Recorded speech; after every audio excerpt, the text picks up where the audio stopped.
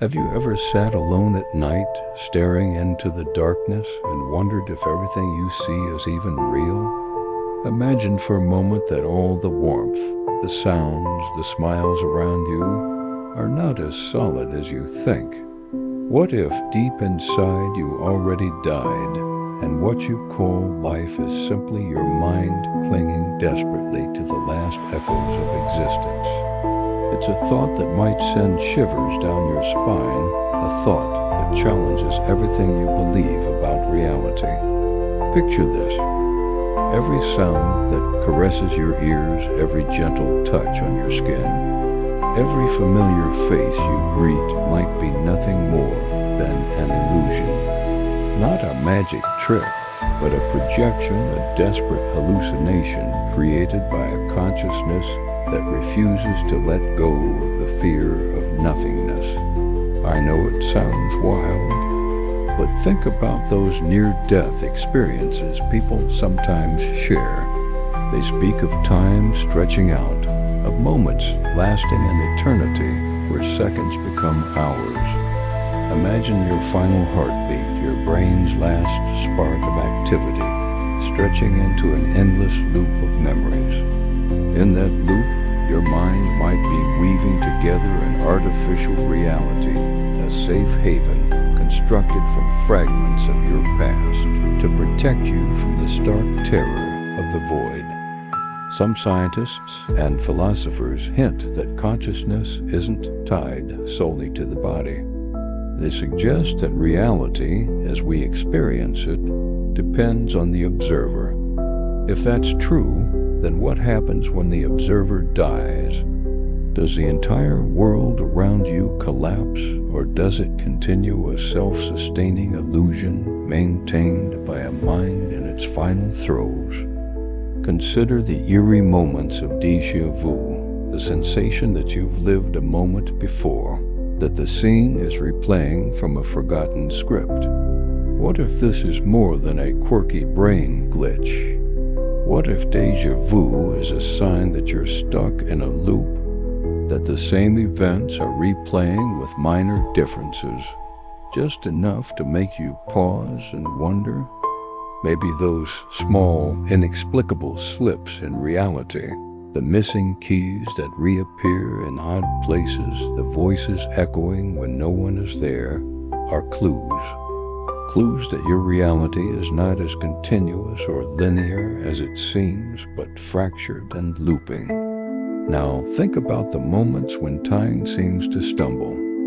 One minute you're enjoying a quiet afternoon, and the next, everything feels oddly out of sync, as if life has skipped a beat. Could it be that death isn't an abrupt end, but rather a fracture in your experience?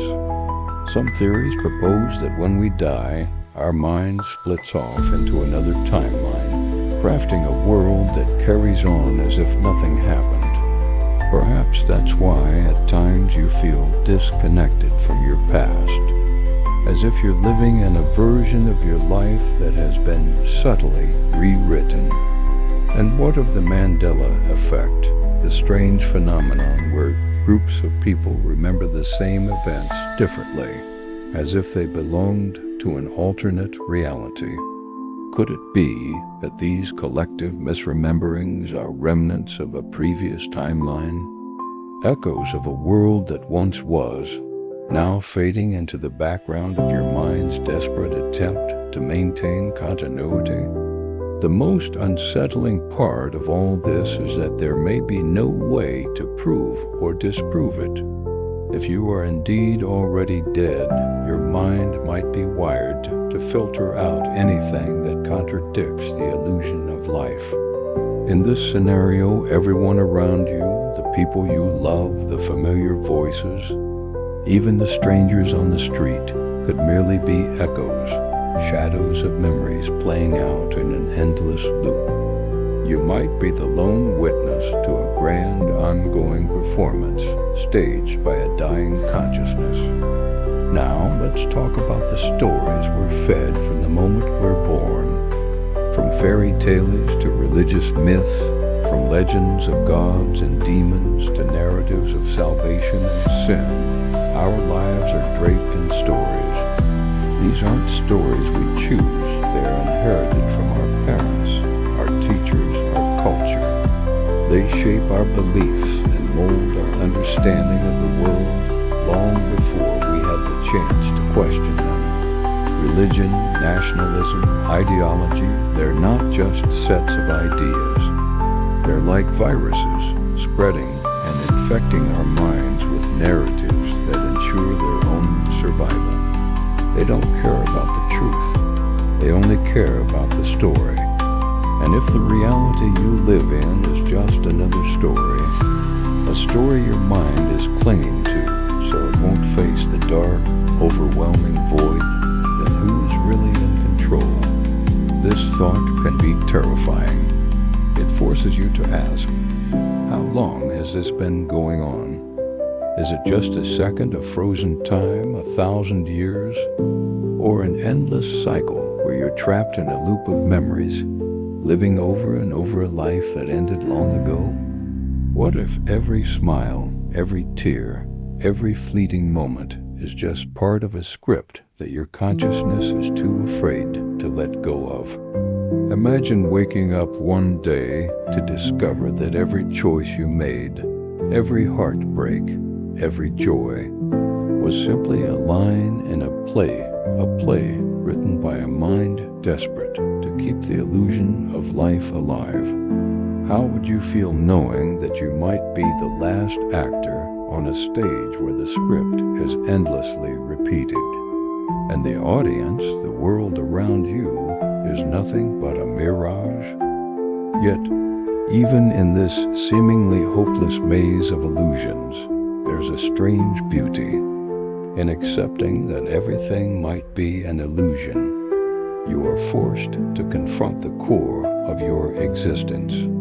It might be in this confrontation that you find the courage to embrace the ordinary, perhaps by letting go of the need to be special, by accepting that your life is just a collection of memories and fleeting moments. You can discover a profound, quiet power. A power that comes from understanding that even if this world is a dream, it's a dream full of beauty, love, and wonder. So the next time you feel that eerie sense of déjà vu, or when the world around you seems to glitch like a broken record, pause and listen. Listen to the silence between the sounds, the space between your thoughts.